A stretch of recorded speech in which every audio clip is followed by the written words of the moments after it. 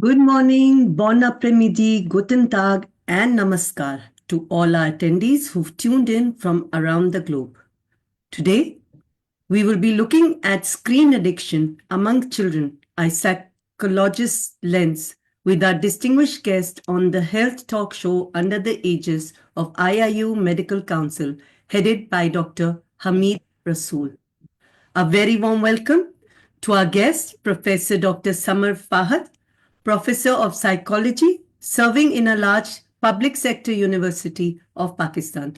A very warm welcome to you, ma'am, to this wonderful platform of IIU Medical Council. A pleasure to have you on the talk show tonight. Thank you so much, Anju, for inviting me over here and giving me the honor to be the part of this beautiful platform to deliver the talk about such a sensitive topic with which everybody is concerned with. Every mother, every parent, every children, every child is basically they're concerned about this thing, that how we can tackle this screen addiction with our children. And honestly speaking, each and every person of us have become a slave to this gadget. All the time we are into it. So thanks. So it's a very great topic, Anju. It's a great Yes, topic. I would just like to add to it. I think we've become more of um, uh, slaves to the digital platform more than anything else, and we Exactly. we survive because of the accolades or the adulations that we get on Facebook, Insta, I don't know, X, whatever other platforms there are. And I think it's not just children who are addicted today, but even adults. As adults, Exactly. we are not able to break out of this, and some maybe also because of our work profiles becoming so, Yes. globally now on a platform that we all get addicted. So I think today's topic is just not, I mean, if there are takeaways, I think there are takeaways for everybody. Mm, For And everyone. I think Exactly. I'm looking forward for some, because just a few days back, someone questioned me. I had someone sitting across, and the person just said, I don't know what you're in your laptop for. And I literally turned it around and showed it to the person and said, I'm doing work. You Hmm. see, and he says, Right. like, the person just said, you've been at it for the last 1 hour, Hmm. and we are sitting in the same room, and we've not shared even a word or a talk, and I don't know what it is. So I said, here, you can have a look and see. Right. This is Right. what I'm Exactly. working on. The fact was Exactly. that that person was also on the phone, but I mean, we are behind some screen, and I don't know why. Anyway, Ah. shall we And begin, ma'am? yes, yes, Shall we Anju, begin? actually, Anju, this is basically we are so much into it that without any distraction, that we can spend lots of hours on this screen. And children are basically modeling it. They're imitating us. They're Yes, copying us. yes, Fine. yes, yes. So formally starting it, I'm just giving an introduction first at what actually screen addiction is. Actually, screen addiction is also known as screen dependence or digital addiction. And it also refers to excessive and compulsive use of screen. Compulsion means that you cannot sit peacefully without this thing. This is known as compulsion, that you have compulsorily, you are in front of that gadget and you are compulsorily and addictively you're away. What is addict person? Whenever the particular addiction is gone, that the drug is gone, the person feels like fidgeting, you know fidgeting and shaking and restless because of it. And currently all of us has become addicted to these gadgets, and honestly we have become obsessive about it. Just as we are away from the cell phones, we just come and we are just eager to watch what is in it. Okay, we just open up the apps.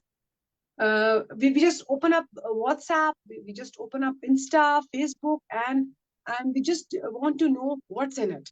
That's it. So this is basically addiction. And whenever we are away from these gadgets, we are restless. Just as a person is a drug abuser is away from the drugs and all these things. So this is known as addiction. Okay, we are the child and even ourselves. We are not comfortable without this gadgets. Okay, so they actually they include like smartphones, tablets, computers, televisions. All these gadgets, screen, these all digital gadgets are basically come into this category. So, when we talk about its it's divided into multiple domains. So this is about how, and it's definitely is impacting our mental health, our relationships, our daily life, and most of them are leading to negative effects. The two effects we have been facing. One is positive, that it has eased our lives. We can use these gadgets to pay our bills, to connect to people around us globally. But at the same time, the overuse has had led to serious concerns about it. My first question would be, ma'am, what do you think is the physical? Let's start with our body first, because Mm, I think it's the body and then the mind and then the emotional being and then mm, the social impact of it. So mm. let's take the first thing that I would like to ask you is, how do you think the physical impact, what is the physical impact of this addiction to screen? What are the effects of it, and how could we tide over these effects? Are there ways? I know sometimes we are drawn to a screen if we talk about us adults, because there is so this digitalization of everything today, that yes, all of us need to spend some time doing some kind of preparation. Either it is a PPT, either it is a data collection, or it is some other communication format.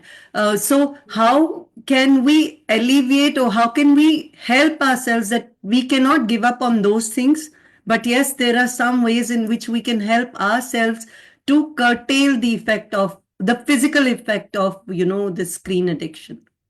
Okay, so very important question, Anju. Actually, you cannot separate mind and body. I'm a psychologist.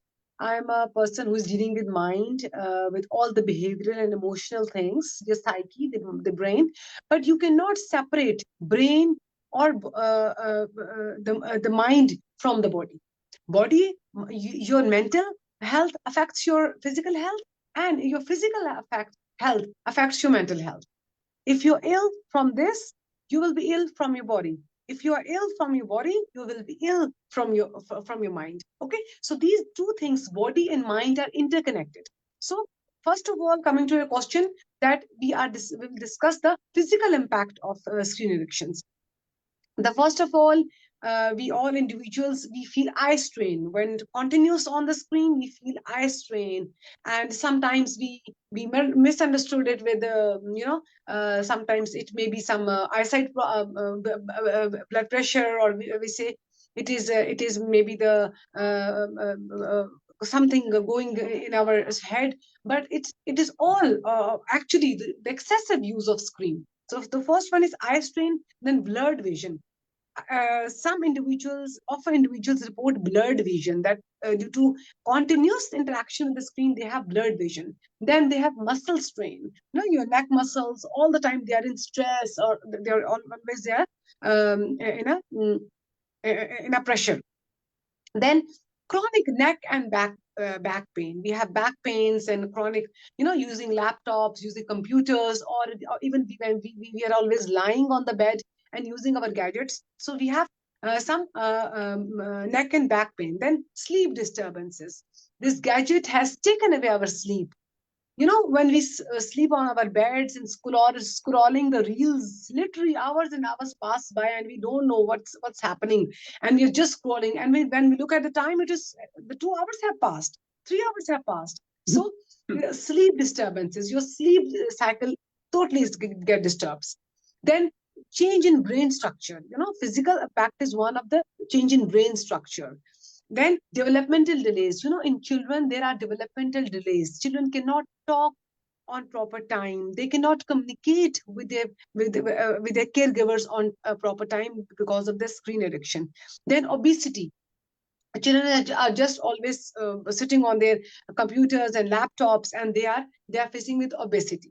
Then they are watching the videos like, food and burger and all this stuff, and they get obese and they get medically unfit. So these are a few, these are not limited to, but these are a few signs and symptoms that are depicted physically, and we literally, Anju, we don't know that it is because of screen addiction. We just go to doctors, we just consult doctors, we are eating painkillers, we are eating, medications, but actually the reason is the screen addiction, that we are so much addicted to it that whenever we are away from this gadget, we are always facing these problems. Very true, very true. How, symptoms mislead us because, and we keep looking for the answers somewhere else. Exactly. Moving on now, you said yes, the mind and body are connected. So, coming to the mind, how does now, especially this is for maybe we are still past that age of cognitive development, but you raised a point about children suffering a lot. So, how does this affect the cognitive abilities and the skill development in children because of screen addiction, ma'am? Okay, so Anju, actually, cognitive domain is dealing with the thinking processes. Okay, thinking processes, your decision making, the way you talk, the way you make decisions, you acquire languages, how you perceive the things. These are all cognitive domains. Okay, for a understanding of the people who do not know what Yes, is yes, cognitive. yes. It is Thank you, dealing ma'am. with your thinking. Okay, so the studies and researches have proven that the screen addiction have severe cognitive impacts on individuals, like communication deficits, both verbal and non-verbal. Okay? Just you have heard of autism. This is actually communication delay by the children Yes. due to continuous screen addiction. Then the children have speech delays; they cannot speak on time. Lack of motivation, least preference for reading books. Okay, the people who are into it, they don't show any preference for reading printed material, reading books. They are always searching for some of these gadgets to gain the information. Then there's no problem solving skills. The people who are always using gadgets, in children, the children don't have playing skills, they don't have exploration skills, they don't have any navigation. Whenever in a school there was a study conducted in which the children were taken apart from the gadgets for some time. And Anju, do you believe that children were not even able to make an eye contact with their peers? Nowadays when we take our children to our relatives or friends houses, and we adults are talking, and children are just sitting like this. They are not even talking to each other. And when we used to be children, we search the company of cousins and friends just to talk, for tidbit, for play. The children have become so much screen addicted that when they are gathered, even when we provide them a company, they cannot enjoy it. This is one of the most drastic effect of screen. They are unable to enjoy their friends' company because they don't know how to interact. They know how to communicate, both verbally and non-verbally. Then children don't have any creativity. They are very less in creative because nowadays we are providing ready-made solution to their things. Okay, in my childhood, we used to make cards. We used to make artwork. Now everything is available readily. My daughter asked me to bring pop for the sports day, na? And Mm. she said, "Mama, there's a ready-made available on bookshops." And when we used to be children, we used to take lace papers, crepe papers, we used to cut them, and we used to make their pop. Everything was homemade. Yes, I mean, I Unfortunately, remember, getting my hmm, mom to make pom-poms from me out of wool because exactly, और कुछ नहीं exactly, था. So I told her, okay, let's use your wool that's lying around, you've not been used. And I still remember how she made it, how she taught it to me. But exactly, now I don't exactly. think we are encouraging our children to be creative, like you said. Definitely. Exactly, exactly. They're not creative at all, and they get bored easily. When we used to be children, we never get bored. We always had a lot of things to, because as a child, everything in the environment is new for the child. They can explore, they can run, they can, for a child, touching my hair even will be an activity. Fine. So touching this paper in front of me will be an activity for a child because it is new to them. But unfortunately, the addicts of this era, they don't know, because they are so much, because they are always watching the screens. Their span of attention has become very reduced. Quickly they are moving. A lot of colorful stuff is coming before them in the form of reels and videos, and so much color that their player threshold has increased a lot. We children used to become happy with a candy, with a small gift, but now they get bored. What is this? They have a lot of stuff, of toys even, but they get bored. And so there's a concept that is TMTS, too many toys syndrome, that we provide a lot of toys to children, and but still they are bored, but still they don't know how to play with it. And I, when we used to be child, believe you me, we used to have one magazine for a whole month, one toy for a whole year, and we used to explore it. And that was our exactly, whole world.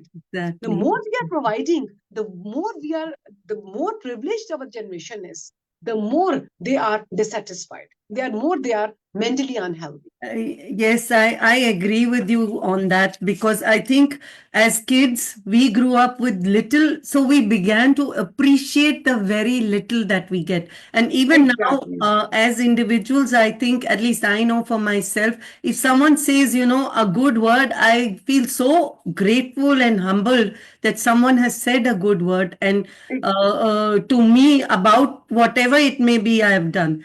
But yes, the kids, too much is taking away the happiness. Exactly. We used to draw as youngsters from the little things that we had. And I think that's why more dissatisfaction mentally Exactly. in our lives. Now, since we have moved to the mind, I would now like to move on to maybe something which is talking about how the mind gets affected with the heart. Coming to the emotions, because I think I am a heart person, more passionate about everything I do, whatever I choose to do. So for me, emotion is very important. So I thought build it up from the external body to the mind and now to the heart, because I think a lot of our decisions are also based on what our heart tells us to do. Because I've always learned from my parents that if you feel something is unsafe to do when you're trying something new, just pause a second, because your heart will always tell you not to do it. So if you have a minute's doubt on something, it means it's not to be done. That was the check that we had as kids, that listening Exactly. to your heart.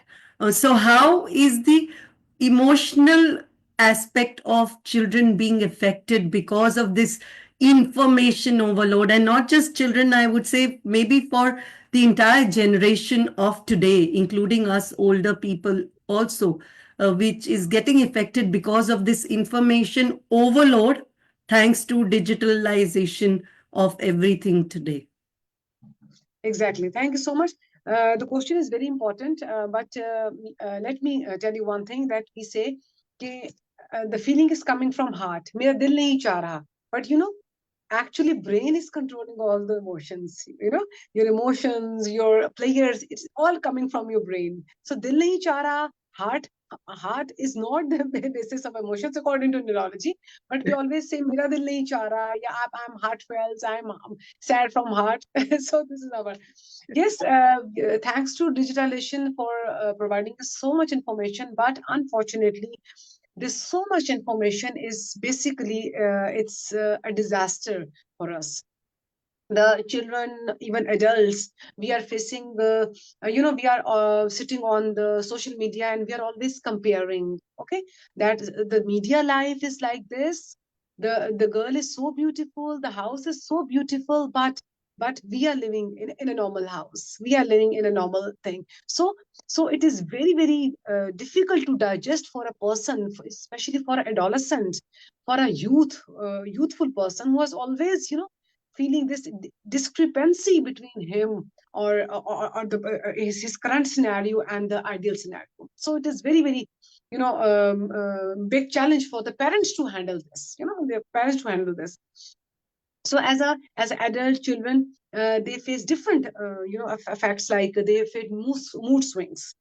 You have ever noticed a children who when you take phone from them, they always they burst into anger. Fine, they are always agitated. They are agitated. It means they have mood swings. They have happy moods, and then they have low moods, and they are unable to control their moods. Then they have boredom. They have depression, like feelings of gloominess, feelings of sadness, feelings of restlessness, many times feelings of worthlessness. So this is also because of this impact of this media. Then anxiety and anxiousness. They are restless, fidgeting, anxiety. They have aggression problems. Children have aggression problems. They are into these games, digital games, in which they're seeing blood. They are seeing guns and weapons. So there's aggression is coming in children. They have emotional stability. They have emotional stability. Once they are happy, then at the same moment they get sad. They are not stable. They begin to cry, or they begin to, if they're laughing for a long time. It means they don't have any emotional intelligence. They don't have any emotional stability that they can control themselves. So there's a lot of emotional impact on the, and as adults, we do have such things in our also, when we have too much screen addictions. Definitely, because I feel, like you said, the youngsters of today, because of social media, see beauty, see richness, and actually, even the ones who are, living in such kind of, environments where they have everything at their thing, they start thinking that, oh, it's very easy, because they have not seen the hard labor, they've not seen the efforts that has gone into creating that. So yes, I do believe that media does play with the minds of everybody, in fact, not just kids. I think that's why there is a sense of dissatisfaction with what we have, and we always long for what we do not have. So it's like, longing for, not appreciating what we have, and longing for something which is probably just you can say a mirage, to be precise, and chasing that. And I think that is why in fact, everybody today has become very materialistic and swaying away from being who we were actually supposed to be. We were meant to be human beings. We were given that ability to comprehend and to use whatever resources we had for the best of humankind. But yes, screen addiction has done everybody through. That's why I feel that this is something which is very, very essential today, and really grateful that you could spare time to discuss the nuances of, the effects of these things for children. Now, moving on from emotional context, like you said, and you did mention before also, that, the social interactions. Now, not just being able to communicate with someone, but also I think I would like you to also look at maybe how it impacts relationship building and even relationships in a larger scenario, because this is something which is affecting everybody, and that is why we have greater, separations, or, increase in people moving away from each other, although they've committed to being with one another for life, but they move away. And also another thing, it is, you did mention about depression. So how is all of this having a social impact on not just the kids, but also the generations in general, ma'am? Okay.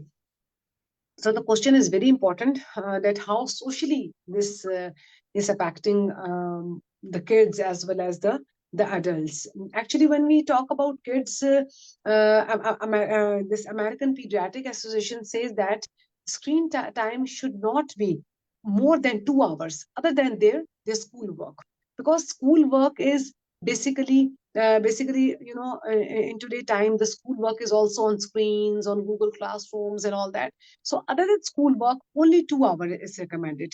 And they also say that no screen time before the age of 18. The child, the more he is going to interact, socialize, and be into his or her caregivers, the more they will be healthy social individuals. The more they are isolated, the more they are into digital gadgets and all these screens, the more they are prone to become introvert, antisocial, and negative individuals. So this is very important that we have to understand this thing. you know the biggest social impact of the screen addiction is isolation, that we all have become isolated. We are very happy in the midst of all the friends. We are just picking up the phones and we are using the phones and answering and checking the notifications. So everybody has become isolated. They're all there. We are not talking to each other. We are not communicating with each other. We don't know the problems of others. We are wishing birthday to a friend internationally, but in home we have siblings who have birthdays and we don't know. Sometimes the parents are around us, they need our connectivity. So because of these things we have become isolated. Lack of connectiveness, we as siblings, as parents, spouses, we are not connected with each other. Even when we are sitting with each other, we are exploring all these gadgets. Then the second impact is that we have lack of social skills. Our youngsters, I think they don't have any vocabulary. They don't know how to communicate even their feelings. They don't know how to communicate their needs. Fine. They don't know how to respect, how to communicate respect and reverence for their friends, how to effectively communicate their heart feelings to the other person, because they don't have any social skills.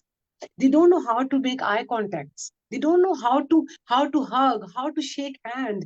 Unfortunately, because they are least due to least social connections, because of these gadgets. And SQ, social question, is one of the most powerful phenomena nowadays to become successful. One is IQ, intelligence, then EQ, emotional question, and now the thing is SQ, how socially active you are, how socially you are efficient, and how socially you grab the other person's attention. So, in order to become a successful person, you have to be that much socially efficient that you connect with the other person will be impressed by you, how you are making an impression formation, and this is a key to your success in your interpersonal relationships as well in your professional relationships. But unfortunately, due to this overuse of gadgets, we are losing this contact. Then we have and all the adults, even children, they have less urge to connect. As I have told you earlier, that when we used to be children and whenever we used to see any friend of our age group, we used to rush towards them. And it used to be Eid, and it used to be, Diwali, Holi, and all celebrations, that any person of our age group is here and we are going to share experiences. But now, children, you take children along with you, but they are not at all concerned. They're always into that we should scroll down the notification, seeing all these things. So this is one thing, that they have lost their urge to become socialized. And socialization, PR, these are the things. Networking, they are very important. And you cannot do this unless and until you have sufficient good social skills. And when you because you're not interacting with the social people, you're not socializing, that's why you don't have any skills to interact. This is because of overuse of screen time. Then students have low grades in schools. This thing has also been noticed, that distractors are always here and they have low grades in school. When we talk about marital relationships, yes, husbands have a lot of expectations from their wives, that their wives should look that beautiful and that charming, that smart. Same as the females are attracted to, are dissatisfied their husband, that they should earn like this, they should look like this, they should speak like this, they should be very caring, they should be offering them candlelight dinners, they should be offering them, gifts on various occasions. Actually, the reality is not that. Actually, compromises and sometimes compromising on the least is the success for a healthy marriage. So in relation, it's also getting very, very drastic. Then we talk about parent and children relationship. Children are getting away from their parents. Parents are getting judgmental. They're always judging the youth. Whenever the youth is using mobile phones, they are judging them. They are not trusting them. They are not connecting with them. They are not they are not validating them. They're not validating their feelings. They are just judging their children, and because of this judgment, the youth is getting away and away from their parents. Rather, today the yardstick of love is now that what type of gadget my parent is buying for me, and with this buying of this gadget, they are creating another hindrance between themselves and their children. So they are, in their aspect, they are spending this much, but actually they are creating another hindrance between themselves and their children. So these are the things that are affecting socially on each and every one of us in the society. Yeah, no, exactly. I mean, I would probably comment on your thing that yes, in relationships, I feel both parties, not just the men, but women also have very high expectations thanks to social media. You talked about social quotient. Now, my question comes that because our work is professionally so much on social media, being able to connect with people does not, I mean, I don't know, always entail success because you may connect, you may have that network, but you may not have, you may be listed as, oh, you're not good enough because you've not been able to bring in business or you've not been able to earn money. So I really want to understand social quotient on the aspect from professionalism because professional work these days, like you said, and I think you will agree Mm. that we are more Yes, yes, on social media. So how yes, does yes. our social quotient work in that sense? I understand being able to connect with people, face to face is a different skill, because there are different signals that body language gives besides the spoken word, because communication is not just the words we say but also Mm. how we express and what our body connects with when we say those words, and what are the emotions that flow from your body when you are saying something. So in a Mm. physical space, the social quotient would be slightly different from what it would be in a digital space. So I think Okay. maybe just explaining a little Mm. bit on both aspects would maybe make our audiences and us more mindful of how to gauge ourselves first, because I think self reflection is the key to greater success in life. So, just a little deliberation on that, ma'am. Okay, so what I have understood is that you are saying that we are in a professionally. How can we, in such a in this age of flux where everything is digitalization, how we can communicate socially, and Yeah. how this body language is communicated. So even as me and you, we are engaging on this gadget. Even then, we can feel the positive energy coming from each and every one of us. This positive energy, this one-to-one, the first meeting ever, and so it's emitting a lot of energy from your side. Fine. And this, and positive energy is also contagious, and I'm getting that energy and I'm transferring my energy. So the thing is that even we are not live. We are in this age of digital transformation. When we have to use these gadgets, these, yes, they have do some benefits as well, that we are able to connect when we are living so far from each other.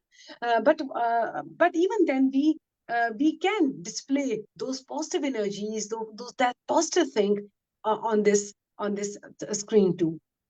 But the thing is, Anju, that I don't 100% I'm blaming this screen, because we have a lot of professional tasks. It has brought a lot of positivities as well. But in this era, we have to understand that we have to manage things. For example, for we may dedicate unplugged hours. Okay? In the colleges, in the universities, in the schools, at home. Fine, digital fasting. Sometimes we may motivate our students and adults and children to do digital fasting for a day. That for one day you will be away from digital, and we will be just sitting around. We will be narrating with each other. We will be discussing ideas, and we will be expressing ourselves. We will be doing catharsis with each other. Fine. So sometimes we have to use this technology for for reformations as well.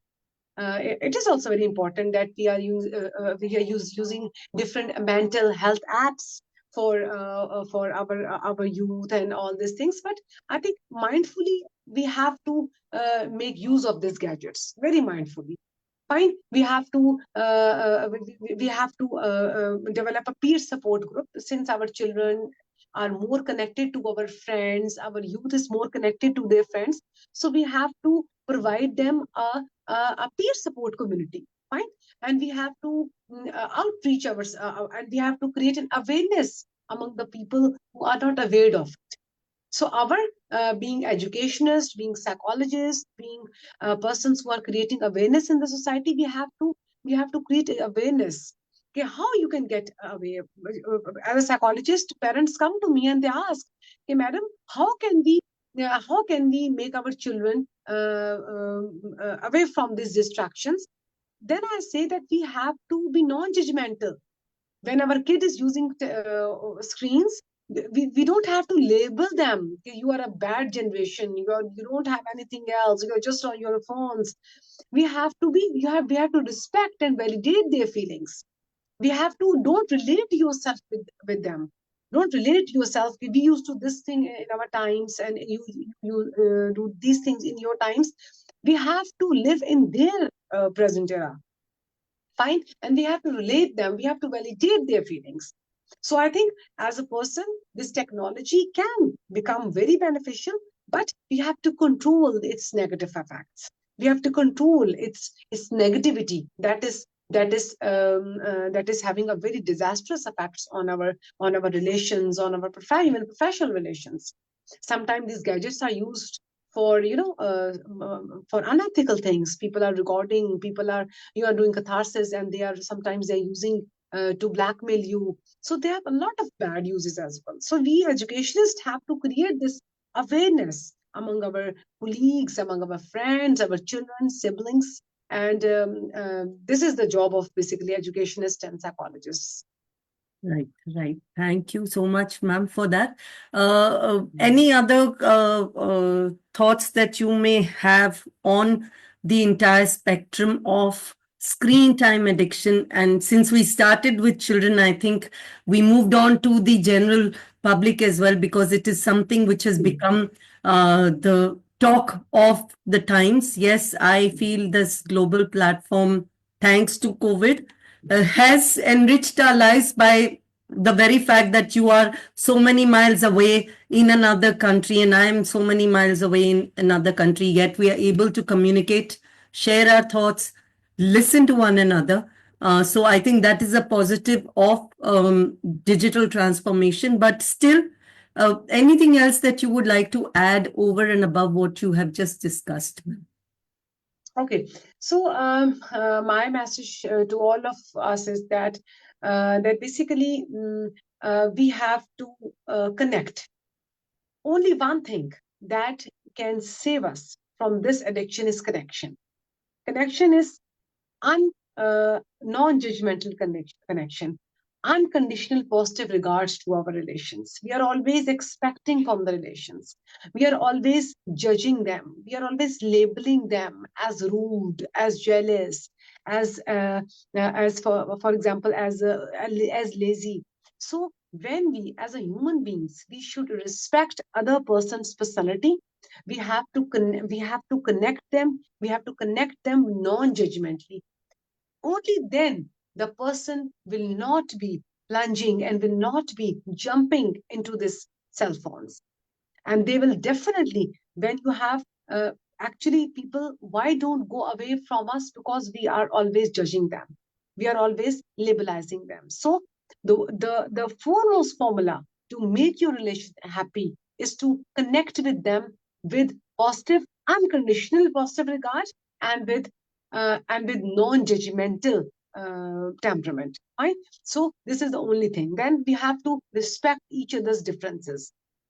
We have to keep in consideration about that the transformation of this and digitalization has changed our youth. We have to understand the current demands. That is very important if we really want to connect our youth with them, because our generation is the privileged generation. And still, why they are depressed, why they are anxious, why they are stressed, why they are not trusting their parents.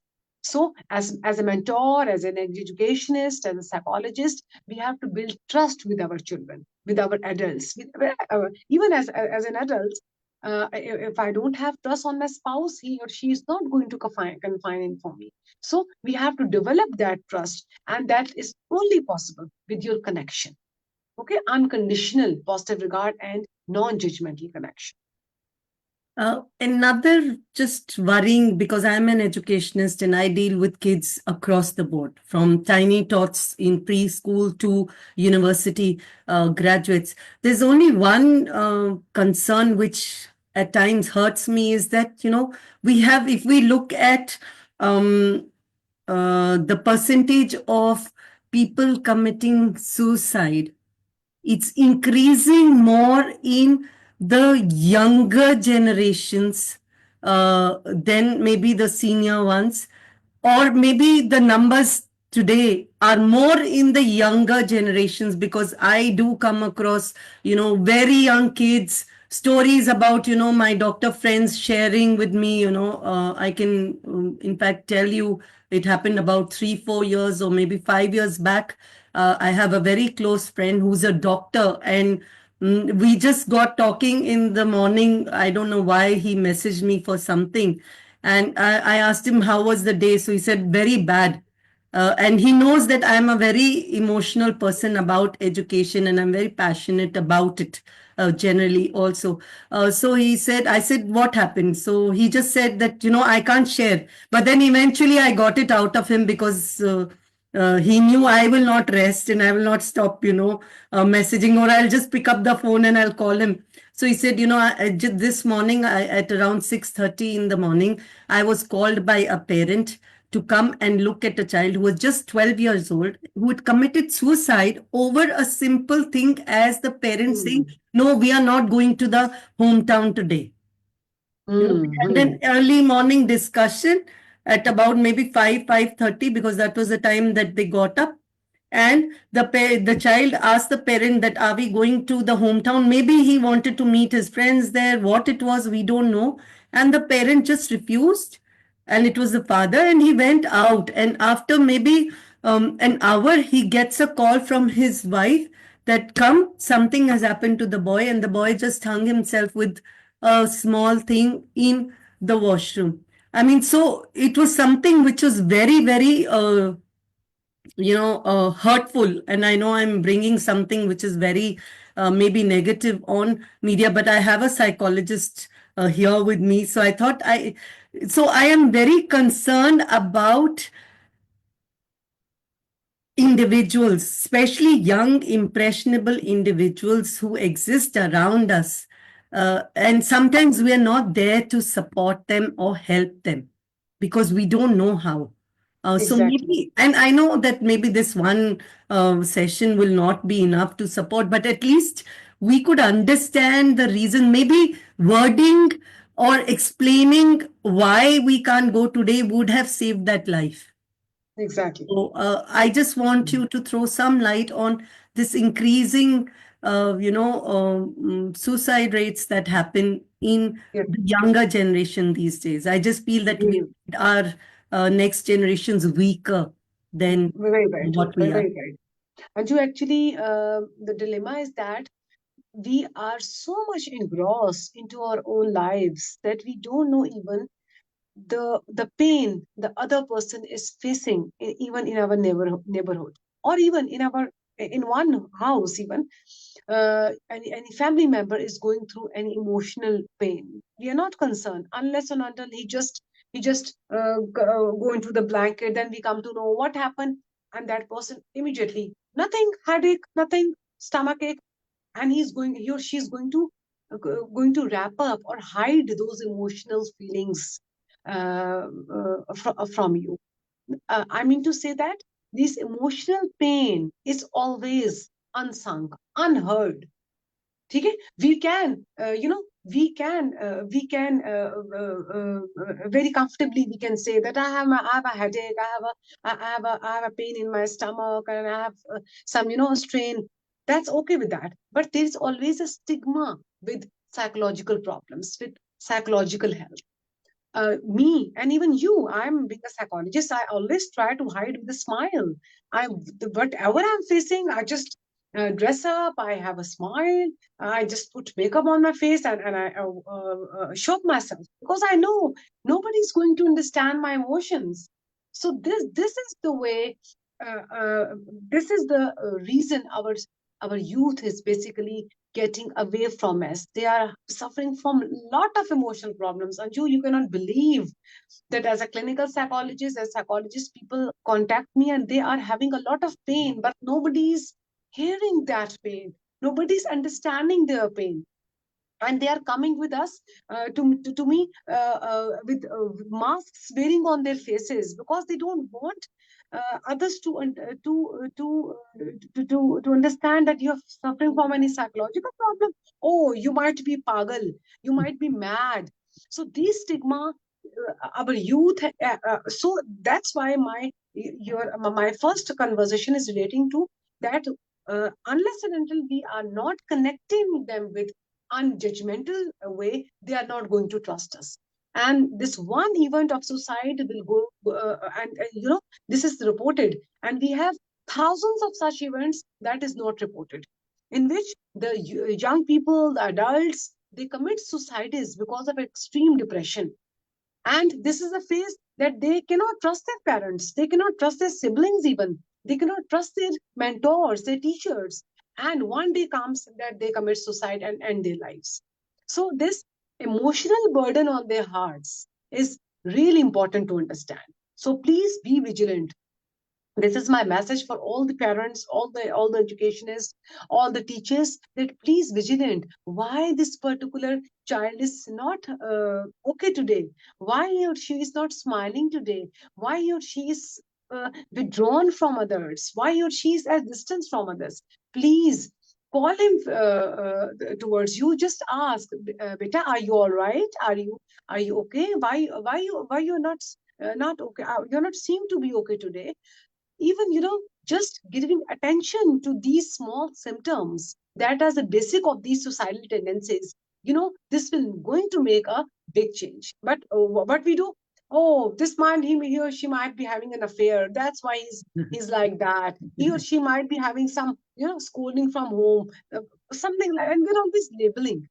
We are not we are a good human is always vigilant, that why that person is not responding, why is not seem to be all right. But we are not at all concerned unless and until that person comes up with some physical symptoms, that person wraps up his psychological symptom into physical symptoms, then we come to know, oh yes, you are suffering from this thing, oh, take medicine for this thing. Fine. Because he knows that I will never be attended for my emotional pain, I will be attended for my physical pain. That's why our youth is indulged into these things. Then it leads to drug addictions. The youth is using drug. They are using alcohols, drugs, just to hide their pain, because we are so much busy in our own things that we don't have time to attend each other. So, as psychologists, my message is to please be vigilant about these things. And and it will going to spread mental health, spread mental and positive energy. Try to spread positive energy among your students. Exactly. Don't disappoint them. Don't make them desperate. Fine.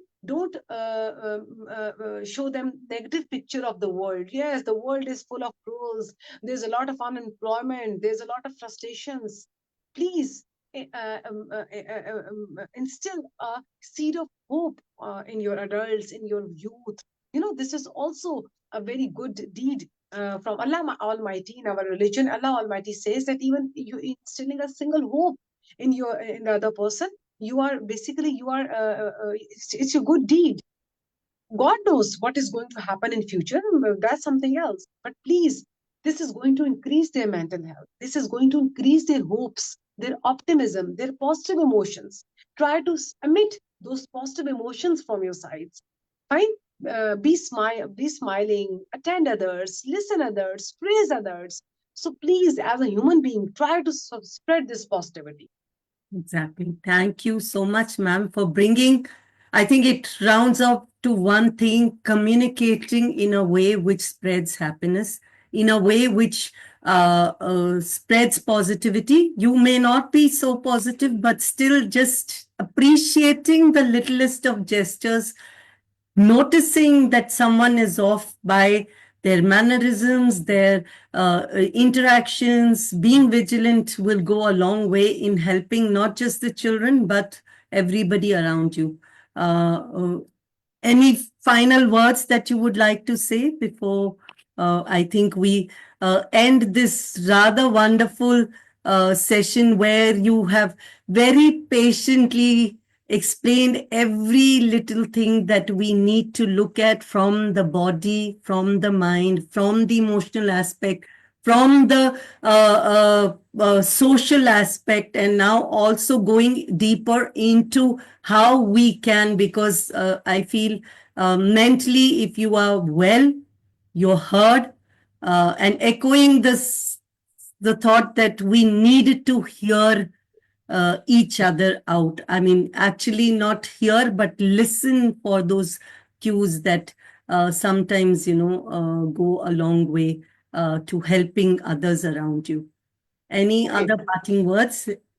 Okay, so in conclusion, I must say that yes, it is indispensable to use all these gadgets and all these things for our growth, since everything is being replaced by AI, by this technology. But still, we should be mindful in using all these technologies. We should very mindfully and very, strategically we use make use of these gadgets. And I'm very thankful to IAUI Medical Council Health Talk Show for inviting me over here, for realizing the importance of mental health, for realizing the importance of